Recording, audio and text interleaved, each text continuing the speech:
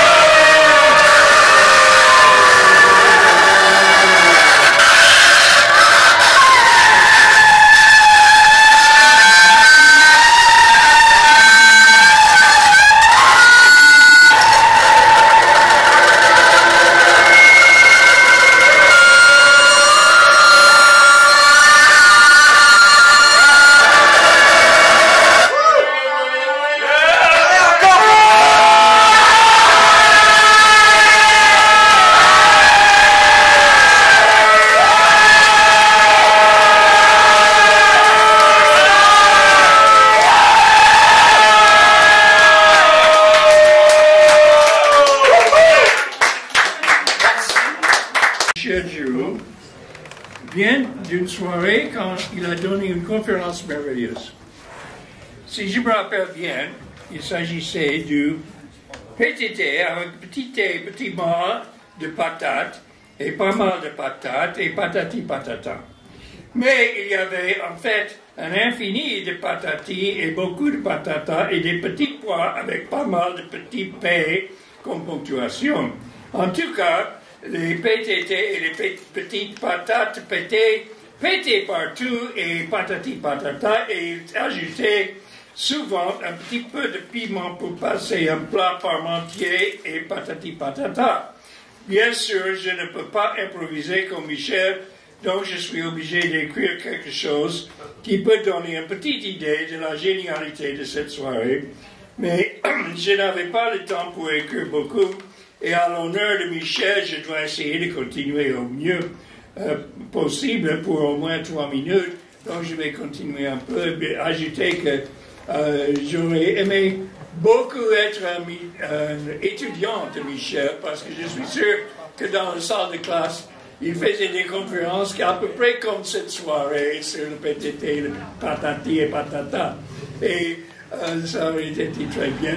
En tout cas, j'ai beaucoup de bonne mémoire à lui. Et c'est bien de dire bonjour à Michel aujourd'hui et à tout le monde.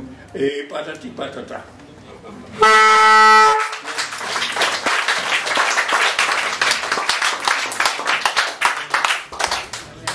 Sans transition, une autre personnalité, un auteur tellement remarquable qui nous comble de ses réflexions et de ses écritures, et notamment, je pense, à un dernier texte autour des banquets, et qui aurait beaucoup plu à Michel. Marc Desimo. Merci. Moi, j'ai mis mes 2 cravates d'apparat en même temps aujourd'hui. Ça marque toute la gratitude que j'ai envers Michel, parce qu'il y a 20 ans, il m'a téléphoné, et on a fait l'édition des livres sur Jean-Pierre Brisset. Donc j'ai une cravate grenouille. Et puis chaque année, un livre, donc ça fait 20 ans, ça fait 20 livres à peu près. Et il y a une Joconde à moustache ici.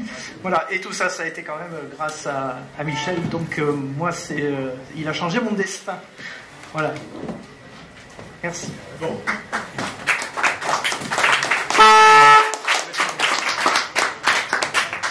Restons dans le savoir, mais ça on a le plaisir d'accueillir, c'est pas toujours l'occasion, Jean-Pierre Bobillot, qui, outre ses compétences et toutes ses études sur la poésie visuelle notamment, est un grenoblois comme Michel. Donc c'est un gars du pays qui parle au pays. Voilà. Jean-Pierre, merci. Enfin, sauf que je ne suis pas grenoblois comme Michel. Oui, je suis grenoblois d'adoption depuis une vingtaine d'années. Et à ce titre, nous avons eu beaucoup de conversations. Et nous nous sommes reconnus l'un l'autre des didactes autodidactes. C'est ça que nous sommes tous les deux. Et ça a été une grande découverte. Alors, je vais vous faire un truc qui n'est pas écrit spécialement pour la soirée. J'aurais voulu... C'est un extrait d'un très long poème qui s'appelle Anti-sèche. Voilà. Et qui est une continuation de l'hommage à Pavlov de Jean-François Bory. Et le passage que je vais vous lire ne contient pas d'allusion à Michel Giroux. Il y en aura dans un autre passage du même poème qui est consacré aux animaux, mais que je suis en train d'écrire. Pourquoi ? Parce que le coyote, c'est Michel Giroux. Il y a Baudelaire, c'est l'albatros. L'albatros, c'est Baudelaire. Le cygne aussi. Le cygne, un cygne d'autrefois, c'est Mallarmé. Le coyote, c'est Michel Giroux, etc., etc. Mais c'est un passage qui n'est pas très intéressant du point de vue rythmique, pour l'instant. Il est en cours d'écriture. Alors je vais vous lire un passage qui est plus intéressant du point de vue rythmique et qui rend compte de beaucoup de choses dont nous parlons ensemble, le coyote et moi. Voilà. L'homme poursuit noir sur blanc, c'est Mallarmé. Blanc sur noir, c'est plus rare. Mais nous voulons dorénavant chier en couleurs diverses, c'est Zara. Les voyelles, c'est Rimbaud. Les consonnes, c'est Haussmann. Les trémas, c'est René Gill. Les consonnes et les voyelles aussi. Les virgules, c'est Cummings. Les parenthèses aussi. Les points de suspension, c'est Céline. Les points de suspension de Céline, c'est Haltzik. Les lapsus, c'est Freud. Les mots, c'est Sartre. Les mots d'esprit, c'est fatigant des fois. Les mots d'auteur aussi. Les mots valises, c'est Lewis Carroll, le snark. Les vers sans mots, c'est Hugo Ball. Les mots collés, c'est Pierre-Albert Birot, mugissement tournant de fer frotté. Words, swords, words, c'est Hamlet's go. La lettre, c'est Lacan. La lettre volée, c'est Edgar Poe. La lettre volée d'Edgar Poe, c'est Lacan. N, c'est Napoléon. M, c'est Peter Lorre. V, c'est Churchill. Le B à bas, c'est trop facile. L'ABC, c'est déjà plus consistant. Par A plus B, là, c'est insistant. Les points sur les I aussi. De A à Z, c'est presque tout. L'alpha et l'oméga, c'est tout. Et Z, ça veut dire Zorro. SZ, c'est Barthes. EZ and two notes, c'est Greenaway. Z Marcas, c'est Balzac. Joseph K, c'est Kafka. La lettre K, c'est Heitzig. La lettre H aussi. La lettre W, c'est Schwitters, Weimar. Et c'est Pérec aussi. De la lettre W, du Robert, c'est Heitzig. La lettre A, c'est Kiba. Celle de la vie, c'est quoi? L'objet petit a, voyez-vous, que je ne connais pas, c'est Lacan. Le grand B, c'est Chateaubriand. Le B, gaiement, c'est Gerasim Lucas. Chin Gerashim, c'est Joël Hubeau. La photographie, c'est Nietz ou Daguerre. Le cinématographe, c'est Méliès ou Lumière. Le phonographe, c'est Cross ou Edison. Hurle, c'est Tristan Tzara. Montaigne, c'était aussi un intervenant dans les lieux d'enseignement, notamment les écoles d'art, comme principalement Épinal, Besançon et accessoirement Lyon. Et il a rencontré un jeune étudiant qui a été très marqué, en bien ou en mal, on ne le sait pas, c'est Camille Frappier. Voilà, bon. Sans doute le plus jeune de cette équipe, donc je m'attends à tout moment à recevoir une cagette de légumes sur le coin de la figure, mais on va essayer. La nature défilait à travers la vitre. Tout était horizontal, sans relief, même le volume des montagnes. Je m'animais dans les paysages, dans la succession des vallées et des plaines, comme autant de phénomènes n'ayant pour raison que leur juxtaposition. J'avais les pensées vitreuses et de la baie dans les songes, installé sans confort dans une voiture sans chauffeur, sur le siège passager à la place du mort. À force de regarder dehors, je perdais la notion d'échelle et la sensation de mon corps. Le temps glissait sur moi comme sur quelque chose qu'on ignore, et la campagne s'étendait partout comme de l'herbe folle. Allô, Giroud? Coyote, es-tu là? Le coyote est-il là? Il entend très mal. Ouais, c'est bon là. Oui. C'est formidable. Ah oui, c'est formidable. C'est formidable cette connexion interactive où on va franchir les limites de l'espace et on va peut-être même passer de l'autre côté vers le troisième œil. Là, c'est marqué sur troisième œil en face. Giroud, t'es là? Coyote? Oui, il est en face là. Tu nous vois? Oui, il nous entend. Non, il nous voit surtout. Oui, mais on entend mal dans le téléphone. Ah, on entend mal dans le téléphone. C'est bien ce qui me semblait aussi. La téléphonie sans fil, c'est plus que c'était. Oh, le fil est là, l'enfoiré. Mais il est là, le cochon, ce bougre, ce petit bougre. Il est là, le troisième œil. Il est... Donc ça va bien, toi, dans ton troisième... Ça va bien. Oui. Ça va moins mal. Ça va moins mal? Oui. C'est-à-dire ça va mieux? Non, ça va moins mal. Ah, ça va moins mal. Mais est-ce qu'on va franchir enfin les limites de l'espace et du temps avec le coyote? Hein? Est-ce qu'on va franchir les limites de l'espace et du temps avec le coyote? Je comprends, j'entends très mal. Il entend très mal. Bah, faut l'applaudir alors. Ouais, on va applaudir. Ouais.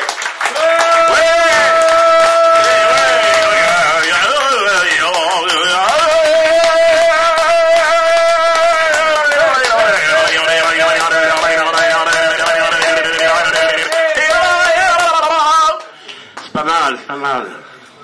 Tu peux nous refaire un petit cri du coyote? Coyote. Tu veux nous faire un cri? On attend le cri. On attend le cri, on attend toute l'attente est là. Le cri du coyote, on peut l'avoir? Oui. Attends, faut prendre un mais là près du micro. Essayez, hein. Essaye. C'est pas évident. On sait bien que c'est pas évident comme ça. Allez, coyote, sois courageux, on va le faire.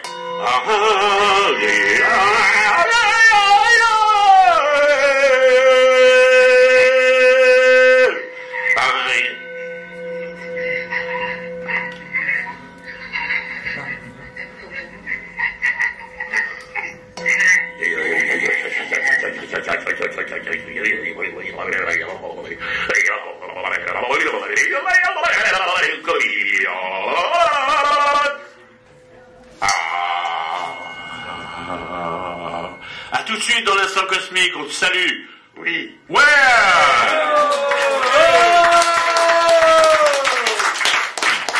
Om Shanti Mani Padme Hum. Merci, Fox le renard. Le cri rythme téléphonique, Saint-Michel Giraud. Ah, on a ouais. Alors, heureux les gibiers de Potence aux mœurs faisandées. Des miettes pour les myopes, rien pour les aveugles. Bouddha s'économise les neurones. Infinie variété des chairs à canon. Je ne cherche pas, je trouve une saucisse, s'exclame très vulgairement un charcutier. Sosie de Picasso, en se débraguettant, honte à la charcuterie. Sur des talons aiguilles, écraser le macho. Ouais, voilà. C'était un petit extrait envoyé pour nous de la part d'Arnaud Labelle-Rojoux. Et maintenant, nous allons accueillir... Voilà, il n'est pas là, vous l'appelez pour lui. Patrice Cazel. Pas besoin. J'éteins.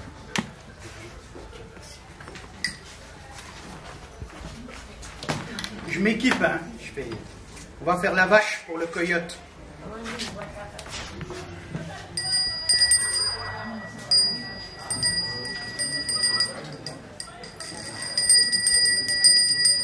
Ça marche.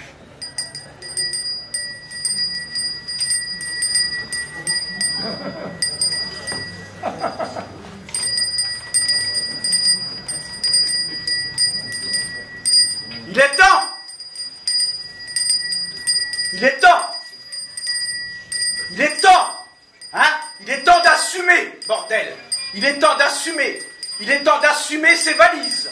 Il est temps d'en avaliser pour le départ! Il est temps de partir pour voir d'ailleurs! Il est temps de voir ailleurs si Jésus y est! Il est temps, y es-tu? Y es-tu poil au cul? Alouette, gentille alouette! Il est temps d'invalider l'émotion! Il est temps de mentionner ces mentions. Il est temps de valider ces mentions mentionnées. Il est temps d'invalider,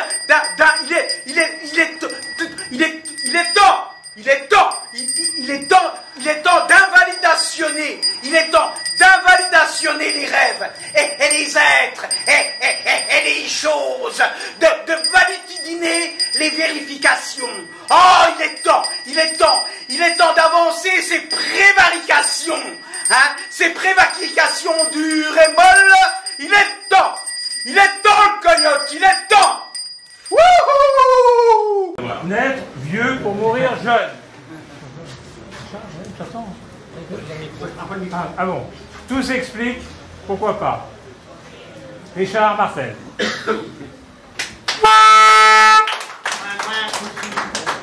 En fait, c'est une histoire que je vais rencontrer quand j'ai rencontré Michel Giraud. Donc, la première fois que j'ai rencontré, c'était dans la zone du silence au Mexique. Il y avait, entre autres, Pancho Villa de la Révolution mexicaine, que vous connaissez sûrement. Tristan Tzara, que vous connaissez aussi, Dadaïs et compagnie, et Jim Morrison. Donc, cette rencontre-là que j'ai eue dans la zone du silence à Mexique, avec Michel Giraud aussi qui était là, c'est une rencontre assez importante pour... mon Dieu, j'échappe tout. Mais ça a été important parce que c'était une des premières fois qu'on pouvait envisager le rapport entre la lubricité simplement des aléas de construction, mélangée avec simplement les déterminismes que le monsieur nous a envisagés tout à l'heure, c'est des déterminismes platoniciens. Parce que, évidemment, quand Michel est venu pour on s'est rencontrés l'autre fois, c'était au Saint-Georges Pompidou. C'était une exposition sur Héraclite. C'est l'homme de feu. Donc c'était extrêmement important parce que Michel s'intéressait beaucoup à toute cette espèce d'hydro-machin, de toutes les recherches sur les capacités de démonstration, finalement, des matrices initiales de l'énergie. Je veux dire, de l'énergie, un petit M, peut-être pour minuscule. Ça pourrait être minuscule, mais en même temps, c'est la fanfaronnade. Hein. Ben donc, on fait rien. On fait rien. On a l'impression qu'on fait beaucoup de choses. Pourquoi? Parce que on a la possibilité d'aller directement chez Allah, mais pas tout le temps, On va. Michel m'avait dit que oui, un jour la victoire sera définitive. Moi, j'ai dit non, mais on ne peut pas aller se ramener jusqu'à la zizanie entre nous. Non. Michel a toujours été agressif, vous le savez. Quand j'arrive, par exemple, vous ne connaissez rien! Vous ne savez rien! Vous êtes des idiots! Vous n'enseignez pas! Vous connaissez-vous? Héraclite, non! Vous ne connaissez pas Héraclite? Vous êtes des idiots! Vous êtes des idiots! Des vrais idiots! Mais vous ne savez pas en plus que vous êtes des idiots! C'est ça le pire! C'est tout en étant idiot, vous ne savez pas que vous êtes des idiots! Vous êtes encore plus idiots qu'on pense! Ça, c'est ce que Michel, les arguments que Michel a toujours employés. Avec un peu d'onanisme, on serait arrivé à autre chose. Mais en même temps, on se pose la question, évidemment, de la connerie du dispositif de Zoroastre. Oui, Zoroastre aussi, on l'a rencontré. C'était à Kiev, par exemple. C'est une autre histoire. Ah oui. Roublev n'était pas là, par exemple. Jim Morrison, on s'en souvient, avec Tristan Tzara, Pancho Villa et Michel Giroux. Imaginez les trois, les quatre avec le quatuor. Avec ça, mettons, on était fatigués. Oh, le Ku-Klux-Klan. Oui, on avait été aussi à rencontre avec le Ku-Klux-Klan. Parce qu'aussi, avec... vous savez, là, il est à l'étape de la géontologie, lui, là. Dans un épave, là, tout ce qu'on sait là, c'est vraiment le gargantuesque son histoire, parce que c'était son système, vous savez, c'était Rabelais. Donc, ramenez-toi à Gargantua, on est toujours aussi avec les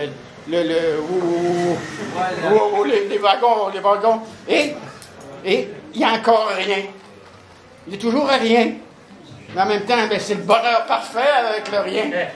Puis en plus de là, on va se ramasser avec un diplôme. On va se ramasser avec un diplôme. Ben oui. Et le néant qui nous approche, on approche de le néant à l'occasion, évidemment. Encore Gargantua, j'ai toujours l'air fin avec son Rabelais, qui est cette espèce de moine du 13e siècle, du 15e siècle, je ne peux pas Alan Capro qui est passé ici aussi. Ça se peut, Alan Capro. J'en ai assez dit, je pense. Oh non! Non! Vite ton sac! Ça, c'est le hashish qui nous gouverne. On est mieux, nous, on a légalisé le cannabis au Canada. Grâce à nous, finalement, on va légaliser en France quand vous serez encore un peu plus logique dans vos habitudes et dans un déterminisme macronien que vous êtes. Oubliez ça! C'est pas grave, l'oubli, ça fait partie de encore zinzin et il est tombé. Et le mammouth, oui, c'est Michel Giroux.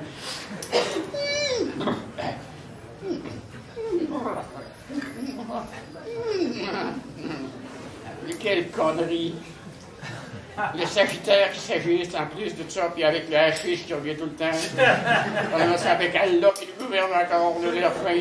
Avec ça que c'est les Émirats. C'est des Émirats arabes, c'est sûrement quelque chose du genre, je ne sais pas. On a essayé de trouver l'équivalent de.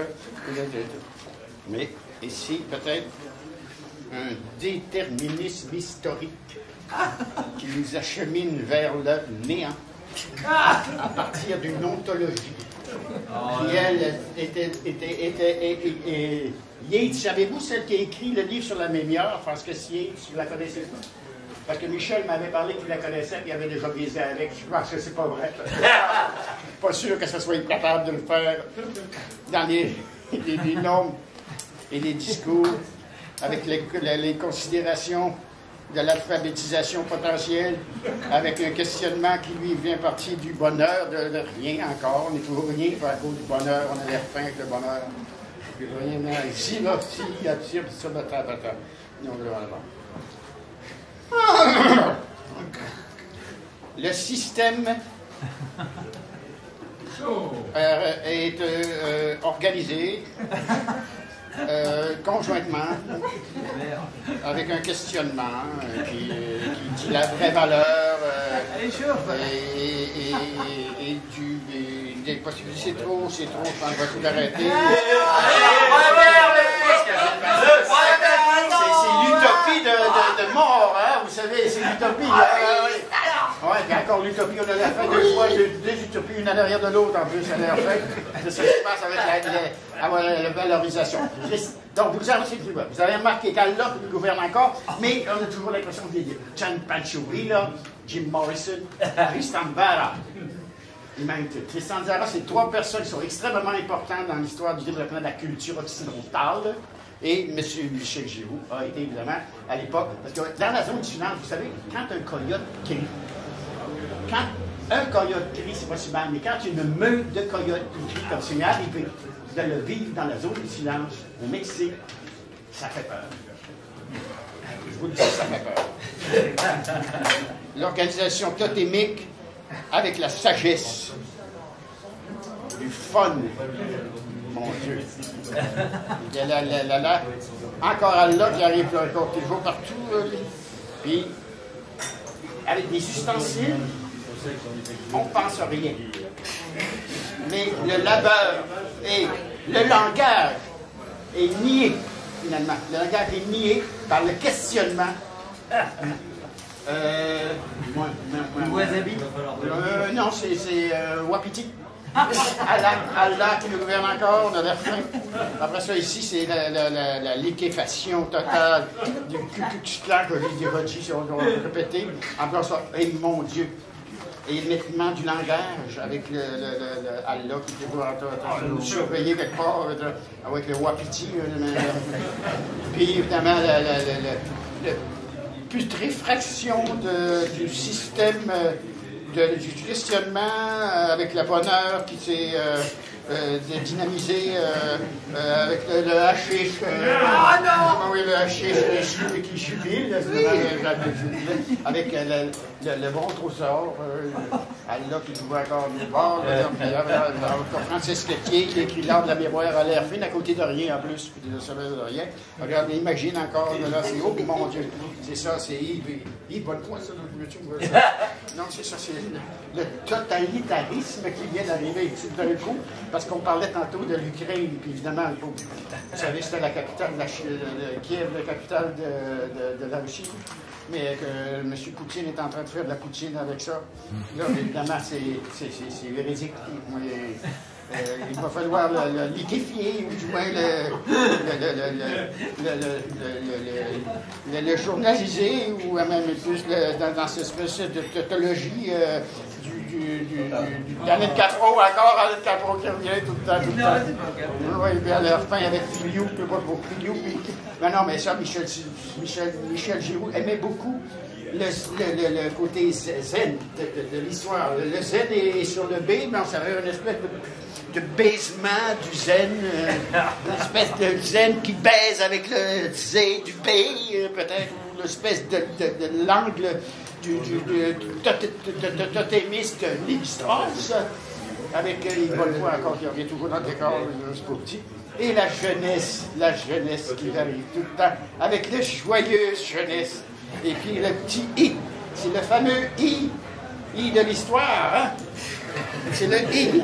Le I, c'est très compliqué, le I, parce que c'est l'idiome qui est... Alors, tout ça mélangé ensemble, c'est vraiment l'espèce de pizza langagière sur laquelle Michel Giroux s'était penché à un certain moment donné avec un pied qui était directement à l'intérieur d'un morceau de tissu qui lui a été inventé par le fils qui a connu Galilée Mais l'autre était parti chez Platon.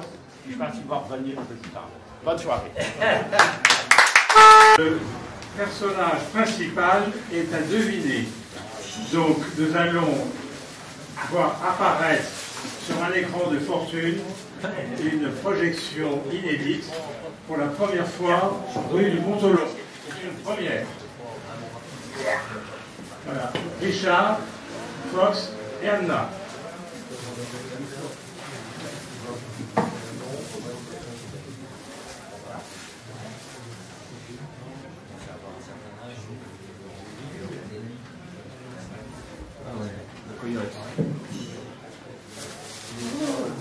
Voilà. Coyote. Coyote. Coyote. Coyote.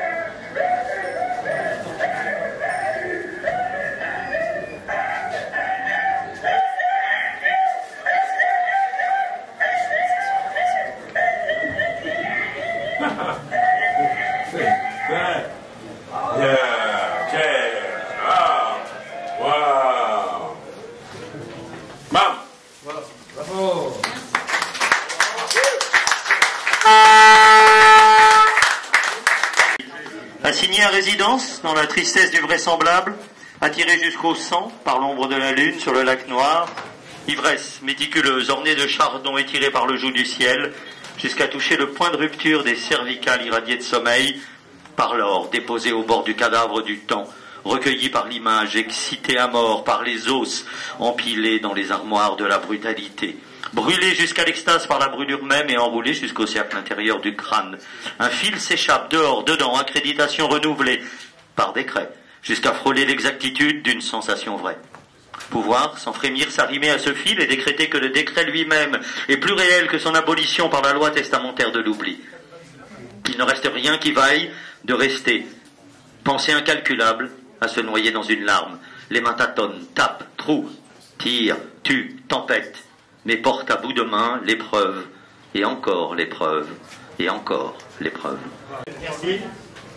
Voilà, un poète indépendant, un provocateur, un agitateur qui aime jouer avec les mots et notamment improviser. Et ce soir, Michael Verdugo improvisera pour nous et pour le Coyote. Bonsoir. Quand j'étais enfant, j'avais un avion qui dépassait du nez. J'avais du lait dans mon cerveau.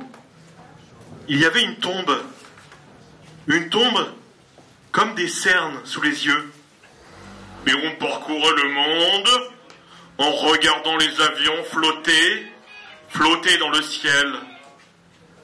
Une chance de vivre avec soi-même, avec le vide, avec ce qu'on est, ce qu'on n'est pas, et la façon dont on est né.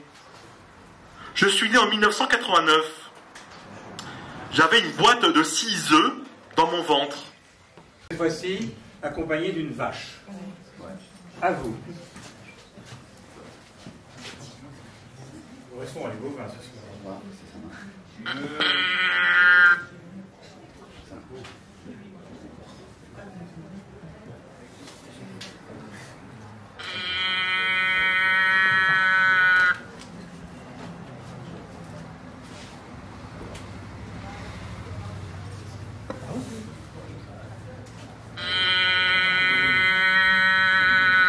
Voilà, on a retrouvé perdu Platon. Et Platon, aujourd'hui, parle 7 langues.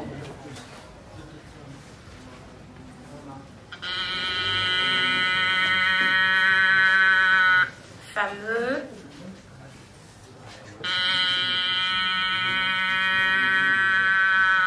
Platonicien. Voilà. On a plusieurs questions à poser à notre ami philosophe Platon. Une des questions sur l'incertitude. L'incertitude du rêve est liée au corps qui glisse sur une projection sans trace, où elle reste en parallèle à sa certitude sans poser le regard sur le possible.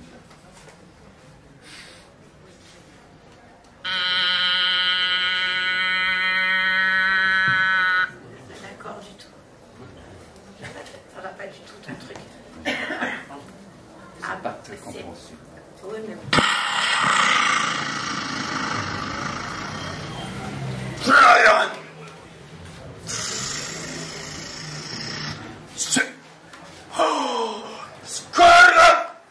La somme des indésirables que nous sommes ce soir, que vous êtes ici. Relax! Oh, Nighty.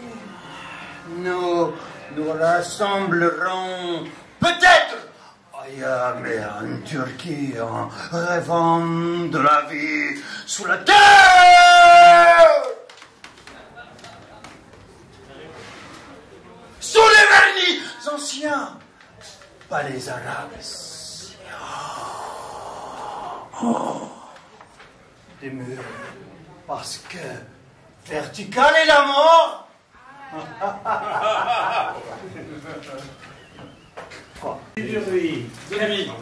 nuit, excuse-moi, Catherine Poulain, Marc de Verneuil, avec l'assistance exceptionnelle de Marc Ancel qui fait le ménage. Merci. Alors, on peut être là quand même. Voilà, à vous. Voilà, vous pouvez commencer. Pas que vous, c'est pas de problème.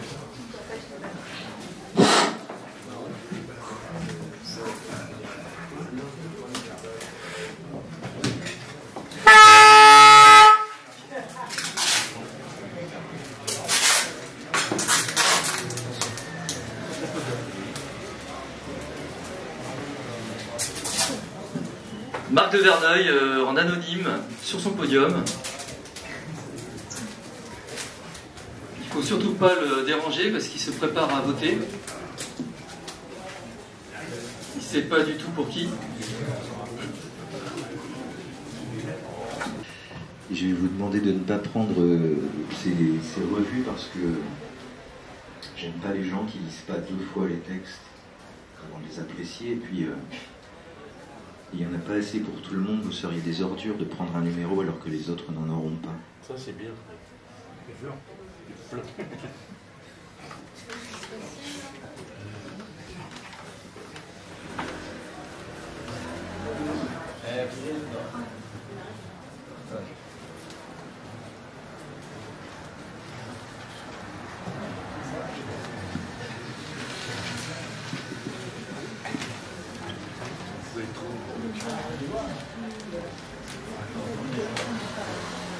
Trois.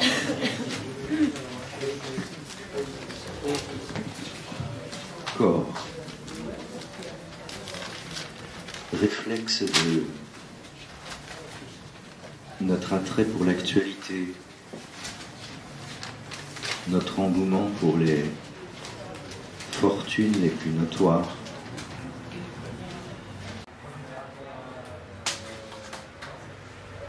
Nous pensons le lien comme l'enjambée vers le pont des barques. Abandonnant les berges, vous traversez, vous montrez l'horizon. L'horizon est sans fin. Et les fenêtres au grand air, dehors et dedans pour sortir. Vous prendrez des ascenseurs au champ des fenêtres, les étoiles sur les bords des lèvres. Quelqu'un a fait rentrer l'espace. Dans les champs, le vide. Requiem. Nos chants sont des morts. Des données dans les champs sacrifiés, les silencières sur écran, il faut rafraîchir. Nous mettons à jour pour rester connectés. Reconnectez-vous au champ. Veuillez vous connecter à la terre. Des retraites dans les champs, gardez les bruyères sur brûlis. Il faut incendier. Nous mettons à nuit pour rester libre. Reconnectez-vous au champ. Merci.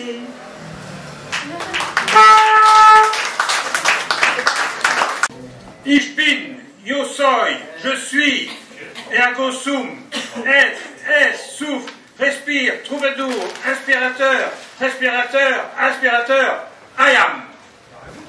Michel Giroux, 1978.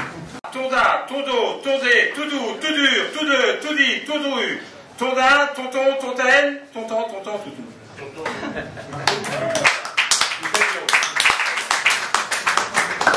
Et pour continuer, l'une des vedettes de cet accrochage, Joël Hugo, dont vous avez peut-être aperçu les œuvres accrochées sur les murs de cet espace, et en belle compagnie avec Camille, et avec Natacha, qui est une poétesse, dessinatrice. C'est son deuxième prénom.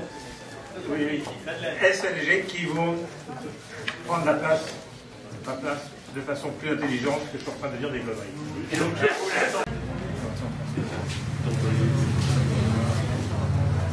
Bonsoir. Je viens avec une archive.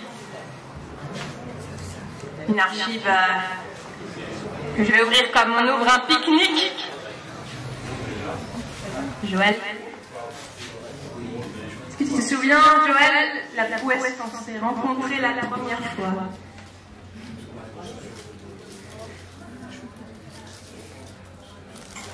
Dans les toilettes.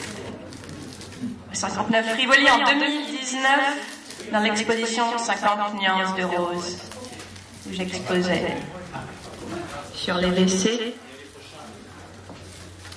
Et ceci est une archive de notre rencontre. Un discours parcheminé sur rouleau de papier. PQ. C'est un texte inédit, un discours écrit en temps limité qui n'a jamais été déroulé jusqu'à aujourd'hui. Avec vous, Joël. Ce texte innocent, écrit avant les cris des gilets jaunes, avant les cris de la pandémie du Covid, avant les cris de la guerre en Ukraine, ce texte naïf va être découvert maintenant. Discours de cuve ou de terrier.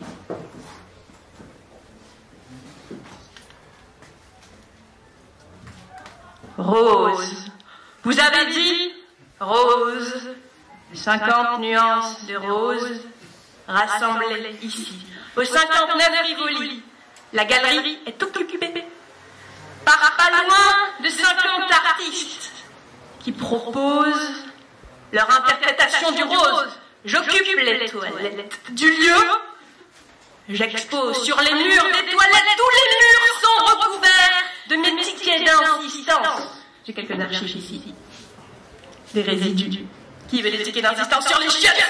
Des milliers archivés sur mon site. Qui veut les tickets? Ramassez les tickets d'insistance. Sur les chiottes. Les tickets d'insistance sur les chiottes sont issus de petits carnets que j'ai confectionnés à partir du recyclage de papiers divers, calendriers, brochures, cartons assemblés, perforés pour passer des anneaux. Ces carnets sont dissimulés partout dans mes poches, dans mon lit, dans mes toilettes, dans ma veste, dans la cuisine, dans la salle de bain, dans la rue, sticker, dans le métro, partout. Mes tickets d'insistance sur les chiottes se comptent par milliers. Me semble consultable. Dans les toilettes du 59. Les visiteurs ont la possibilité de passer le temps dans ce sanitaire enfermé ou pas en ces lieux afin de lire.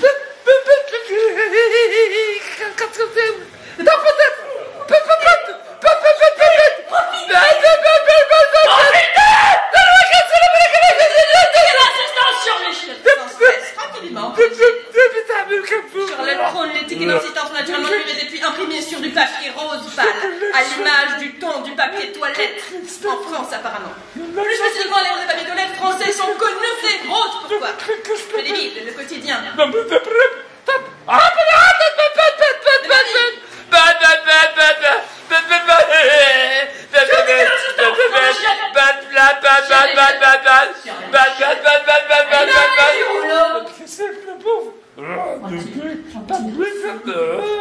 à un. C'est danger.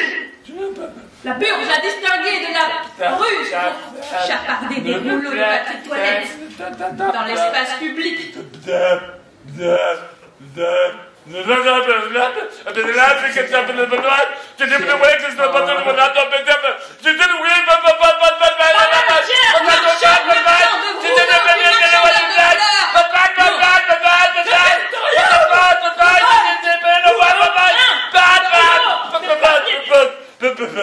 À ce jour, et à ma connaissance, non.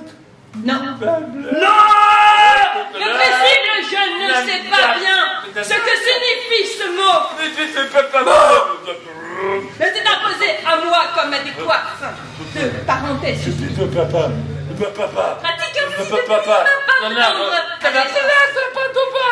le vol. Pleine conscience de rouleau de papier sans avoir pour l'heure rencontré le problème. Si ce n'est de me retrouver bêtement à court de papier,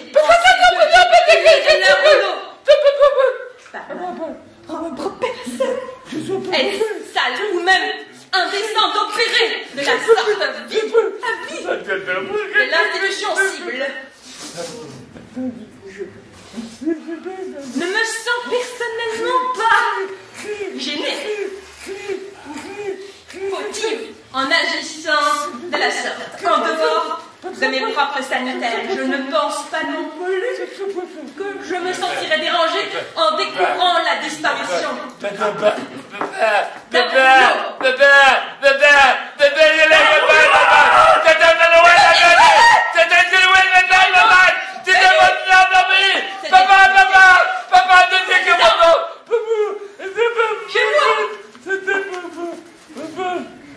Toute relation humaine. C'est pourquoi il m'importe intimement de consigner sur pertinent support de manière tout à fait libre et éclairer le fond de ma pensée depuis la lunette.